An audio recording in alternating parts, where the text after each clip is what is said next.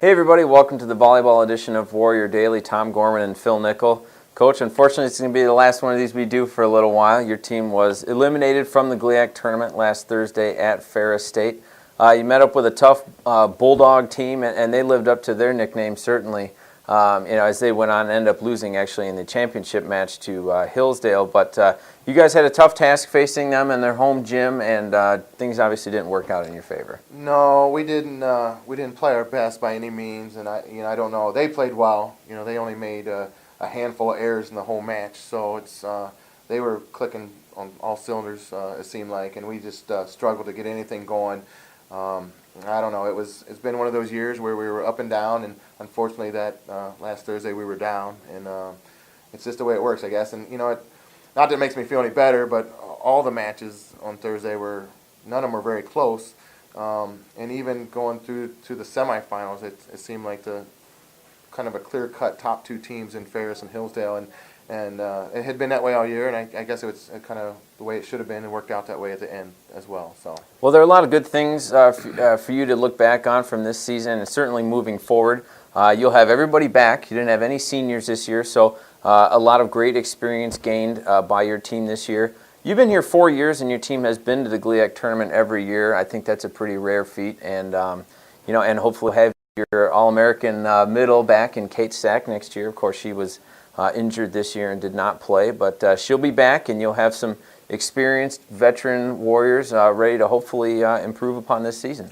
I hope so. As a coach, you never want to, even with injuries and some things that happened, we still had high expectations, and and talking to different people, I said I think that was what was so frustrating about this team, is that at times we showed how good we could be, even without Kate and without, with so many young players on the court. But we just had a hard time maintaining it. So hopefully with a year under our belt, with some of those young players, and then getting Kate back, and hopefully next year we are ready to take the next step and be one of the top teams in the GLIAC. And, for a Wayne State team, yes, it's been a rare feat to go 4 years in a row, but we would like to make that a just common occurrence around here, and hopefully go to the conference tournament every year. I think that should be an expectation, and we want to take the next step and compete for a championship and go into the in-state tournament. So that's our goals and next step, and hopefully, like I said, we have the pieces in place to do that now. So.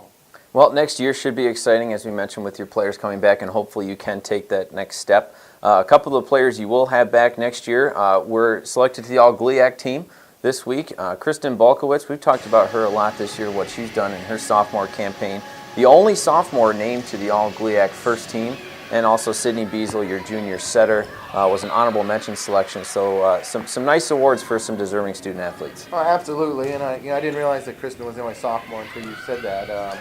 She had a great year, did a really nice job, came light years from where she was last year, and hopefully will continue to improve. Had a lot of, I would say, pressure, I guess, on her shoulders as the main offensive weapon for the team this year.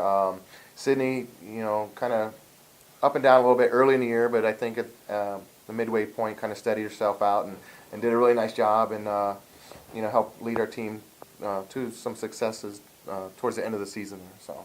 Well, you'll move into the off season now. Of course, I'm sure a little R&R is on the menu. You'll hit the recruiting trail as well, I'm sure, to get maybe a couple more kids signed for the 2012 season. But all in all, and you'll move into a spring schedule as well. What's some of the areas of focus for you moving into this off season? I think we want to adjust some things with our culture within our gym and among our team. We want to continue to get better, both through recruiting. We'll hopefully signing 3 players here in this early signing period, which will all help, and then continue to improve the players that we have here currently during the spring season, and then just taking that next step, trying to work on getting tougher, mentally tougher, and creating that expectation that we expect to win every time we step on the court, whether it's the team around the corner, or Hillsdale, Ferris type teams, or whether we're playing the national champion. We want to expect to win every time we step on the court, and sounds like an easy thing to fix or do, but it's not, and we're going to spend a lot of time this spring trying to continue to improve that. So. All right, Coach. Well, we appreciate all of your time here on Warrior Daily, and it's been a pleasure to work with you for another season and another successful season as that. 4 straight years at 500 or better and making the conference tournament. That's not too shabby. So enjoy the off season. We'll talk down the road. All right, sounds good. Thank you very much. All right, that's Phil Nickel. I'm Tom Gorman. Thanks for watching Warrior Daily.